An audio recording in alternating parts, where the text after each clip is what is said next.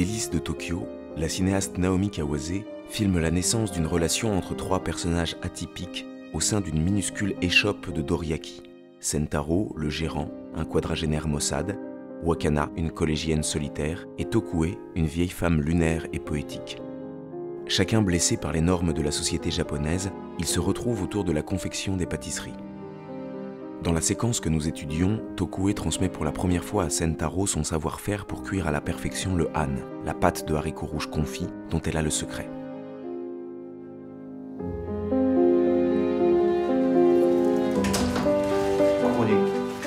Tokue et Sentaro se sont retrouvés à l'aube pour entamer la préparation minutieuse de la pâte de haricots. Nous les voyons alors que le soleil flotte dans le ciel, façon pour Kawase de montrer que les heures passent à l'extérieur de la cuisine. Les minuscules fèves cuisent dans la marmite, les deux personnages sont en pause avant que l'action reprenne.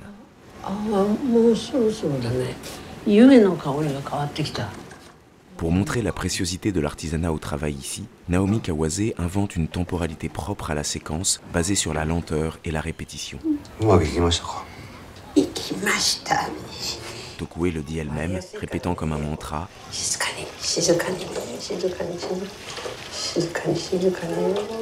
Chaque geste doit être fait avec calme et soin. Verser sans briser les haricots encore chauds, attendre avec patience que l'écume amère se dissipe dans l'eau claire, et est filmé, de fait, de la même façon, en plan serré. La succession méthodique évoque la patience nécessaire au labeur. Rompu à la contemplation dans ses précédents longs métrages, Kawase filme en effet chaque geste en des plans très longs. Le filet d'eau qui coule dans l'évier, le mouvement de la mousse repoussée aux extrémités de la casserole, l'inspection par la cuisinière des haricots cuits. Il faut faire et refaire avec soin, rincer, verser, surveiller, comme dans un ballet de gestes. Intraitable maîtresse du temps, c'est Tokue qui donne le rythme. Sentaro tente de se mettre au diapason de Tokue, de saisir chacune de ses actions. Il formule de nombreuses questions.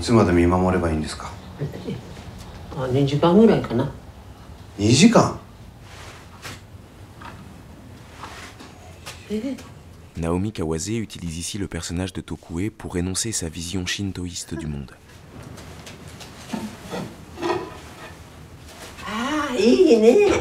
Elle attribue en effet des caractéristiques humaines aux objets et aux éléments de la nature.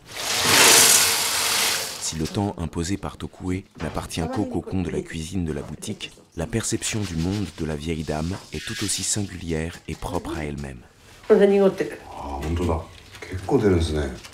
Ainsi, elle est capable de sentir la nuance de l'odeur de la vapeur, prête à se pencher sur le couvercle au-dessus de la marmite dans un geste tendre, susceptible de scruter une à une chacune des fèves pour vérifier leur cuisson. Tokue considère les haricots, fruits de la terre et des récoltes, à égalité avec les êtres humains. Ainsi, la confection du han, réglée ici comme une sorte de cérémonial, voire même un jeu, ce qu'atteste le rire cristallin et constant de la cuisinière, est pour elle une façon d'accueillir les haricots avec le plus grand respect. De même, lorsque le sucre est venu s'ajouter, les haricots et le condiment devront faire connaissance.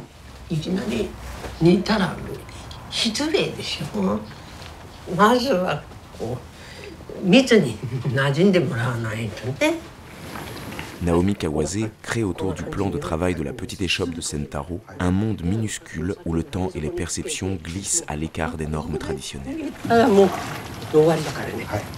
Par le cinéma, il est ici question de transmission entre les générations, en même temps que la perpétuation d'une tradition japonaise à travers l'art de la pâtisserie.